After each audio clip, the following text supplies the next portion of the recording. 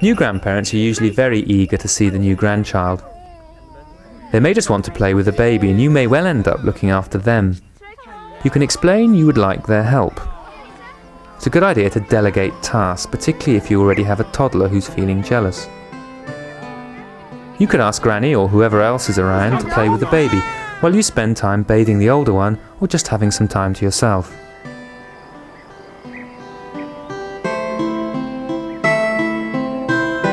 I think the ideal grandparent role is really rather like the ideal parent role for younger children. To be warmly available, but not to be pushy. And that, after all, is what we try to do with our younger children, to be always available to them, but nevertheless letting them move as far as they're able to on their own. And I think rather the same thing applies to grandparents. There's only one, I reckon my own mother was a brilliant grandmother, and she had a very simple principle, which was always to be on her grandchildren's side. And that was wonderful, because, you know, if you're a parent and you're bothered about your children's indiscipline, or whether they're getting spoiled, or whether they're not doing well enough at school, or whatever you're bothered about, the last thing you want is anybody else criticising them. So the grandparent who is always weighing in on their side is actually ideal, even if that sometimes makes her sound as if she's weighing in against the parents. Oh, don't be so tough on him, he's fabulous, you know. I think that works better. Older children may be naughty or even surprisingly good to attract your attention, or even go back into their baby phase. Whatever your older child does, it can help to give them as much attention as you possibly can. It might also help to read books about a new baby, show photographs of them as a baby, and say how beautiful you thought they were and are. Here we go. Fraser, can you pass me the Other cream, children please? may adjust more easily to the new baby if they can feel they're helping and involved. Thank you, Fraser. You could try giving them some simple tasks. They're often eager to help with nappy changing, for instance. Here goes with the small nappy.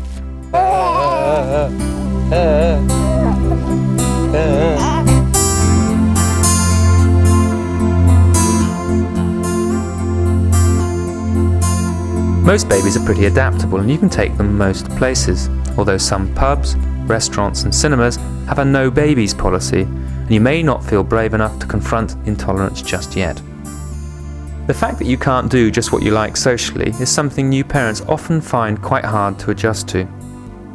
Whether it takes 3 weeks or 3 months to feel confident enough to begin socialising again, as soon as you feel ready, do have a go. As well as your new roles as mothers and fathers, you are also friends and lovers.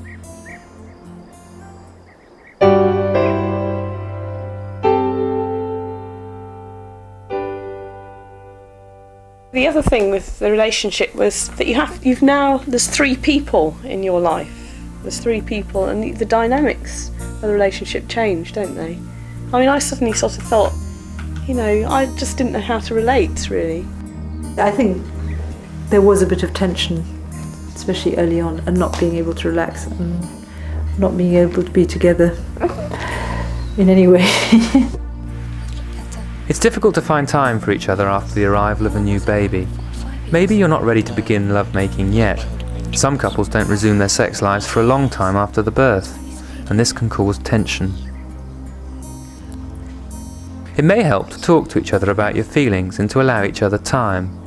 It won't help to feel pressurized. You may want to make time for each other as people, not just as parents.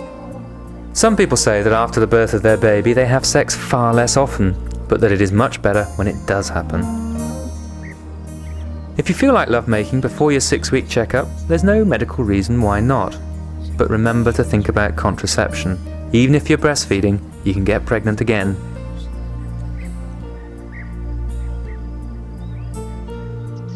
You might find it embarrassing to make love in front of your baby, so if he's in your room, you could go somewhere else or even move him to another room.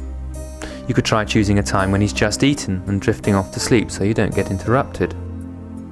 Sometimes, if you're breastfeeding, lovemaking can be a messy business. If either of you find leaking milk a problem, why not try feeding the baby first? Just feeling too tired can be a major hurdle.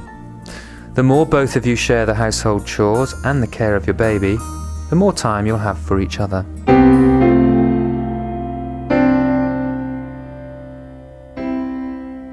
You could discuss in advance what sort of role you expect the other to have once your baby arrives. It's more useful if you make this fairly realistic, taking into consideration your own characters and your family backgrounds. It's not easy to do this because you don't know how you're going to react yourself, let alone your partner, once you both become parents.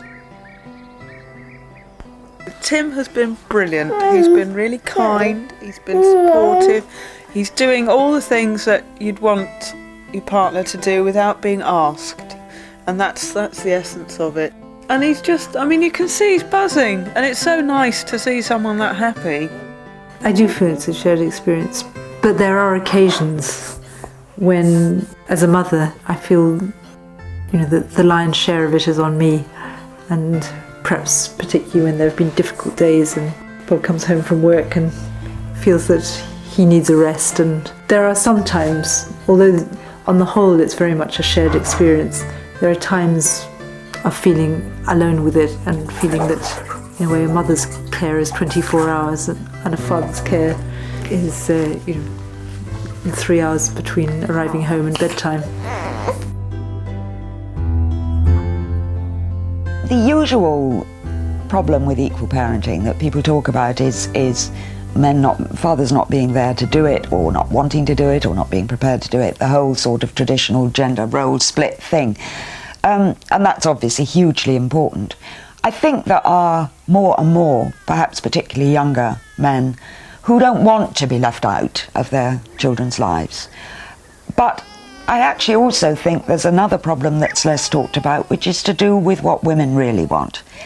I meet quite a lot of mothers who say and believe that they want to share parenting equally with their men, but who actually, you can see, are really quite reluctant to give up the one area of human life where women have always had primacy, have always been first. And you see it in things like fathers being treated as if they were assistant mothers, rather than as fathers in their own right. I think we do have to realise that equal parenting is going to take give and take from both genders. It isn't just a matter of men being more available and more willing.